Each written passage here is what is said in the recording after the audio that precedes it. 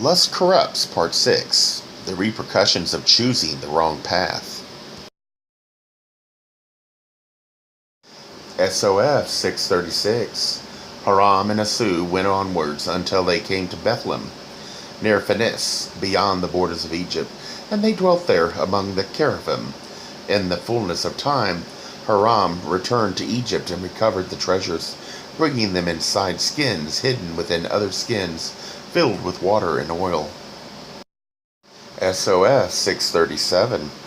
Now when Haram had left Egypt and drawn nigh to Bethlehem, he saw that the dwelling he had left no longer stood, and the fields about it were overgrown with burning bushes.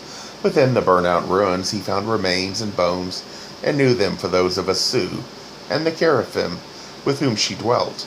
He saw that they had died by the sword. SOF 638. Haram did not linger at the place of death, and thought to take himself to a place of safety.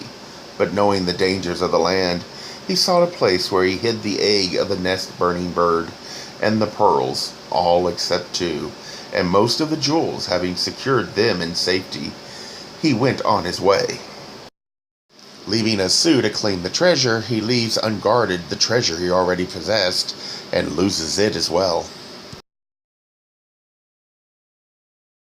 SOF 639. Haram kept going until he came upon a small wooded place nearly 2 days' journey away. Here, while he slept, 2 wild swine came and swallowed 3 of the jewels, which he had tied in a piece of hide. Later, he lost one while fording a river, and one was taken from him when he sought shelter in a temple. 2 pearls and 2 jewels were taken from him by other priests who placed them in the treasury of their god. The remaining treasures which he had with him were lost when he was waylaid, and though his life was spared, he was left bleeding and near to death. As Haram lay by the roadside, he was succored by wandering metal workers, and brought back to health by them, for they were men of his own blood. He now loses some of the treasure that already cost him the treasure that called to his spirit. In the end, it nearly cost him his life. SOF 640.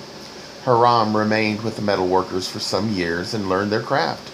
He became skilled in the making of weapons and in their use. In the fullness of time, he returned to the place where he had secreted the treasures and recovered them. He then went down to a city by the sea and took a ship to a far-off land. No man has seen him since, but it is said he married the daughter of a king and became a prince among foreign people.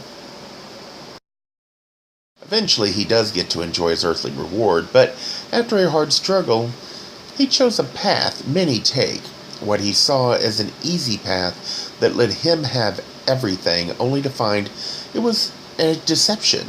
He may be wiser, but I wonder, does he regret the loss? Does he even blame himself for his rashness in youth and the death of Asu? We don't know, but to me it is a sad tale, not one to be proud of, but one to pity. I feel remorse for all of them trying to force a future instead of accepting the gifts as they come, not recognizing that sometimes what you want is not what you need, and God will not give you what you want, only what your soul needs at that moment. You are ready for it. This was long, but I think as a morality tale it has value.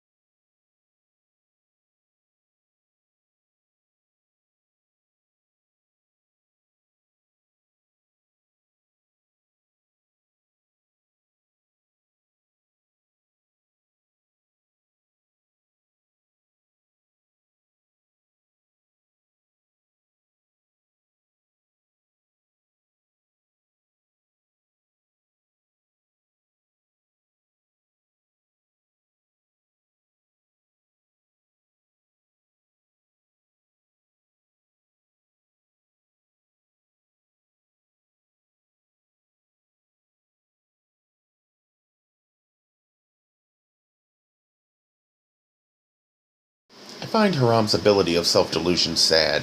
He wants both, and he uses the claim that having hidden it, he couldn't give it up or let it lie hidden, a risk corrupting it. The wife of Namin offers a choice, but instead he chooses to try and have both. This was his moment to turn away, and he was too far gone to realize.